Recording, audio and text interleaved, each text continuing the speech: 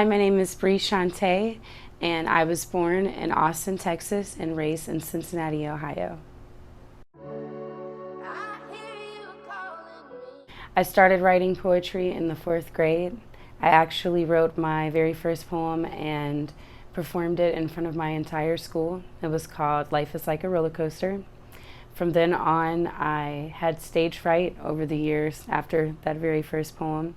So it wasn't until January of this year when I actually started to take my music a little bit more serious and actually expose it to the world. That is easy. My number one inspiration is Aaliyah. I was very young when Aaliyah very first came out making music, but I remember singing every last one of her songs. I used to dance to all of her music videos. I mean, I had the full swoop on one side with the black skirt and the slit all the way up my leg, and I was doing it.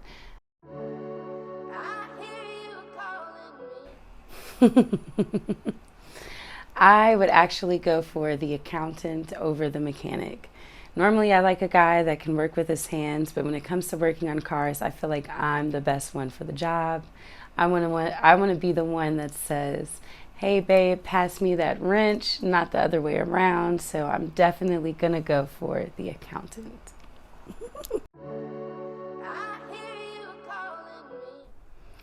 I very first wrote Self Love 7 years before I released it.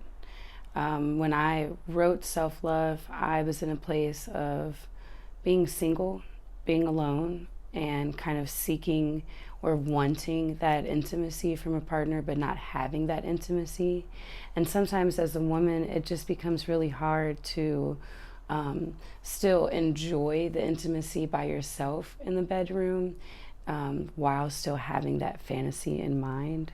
So I kind of wrote self-love as a fantasy of what I would like to happen when that time is right, but at the same time it made me feel sexy in that moment and very intimate and in touch with myself.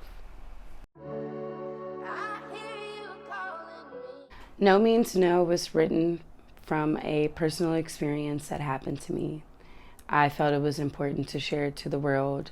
One, to help heal other women and to let them know that if they did go through something similar to what I went through, that it is not okay that they went through that the blame is not on them, it's not their fault, but also most importantly to educate the men. No means no. There's no point where a woman saying no is cute, it's flirtatious, nothing. As soon as a woman says no, it should be taken for what it is. Making No Means No was definitely a process for me. I originally wrote the song in one day, went to the studio. I recorded it at Streets Studio, downtown Cincinnati. And everyone kind of laughed at me when it got to the last verse because it was really angry. And they were like, "Yo, Bri, you got to do something different." So I'm like, well, what can I do? And I thought it would be really, really dope to bring Faded Moolah in on the track and have him give a guy's point of view on the song. And that way it kind of gives the male's version and the female's version so it can be relatable to both parties.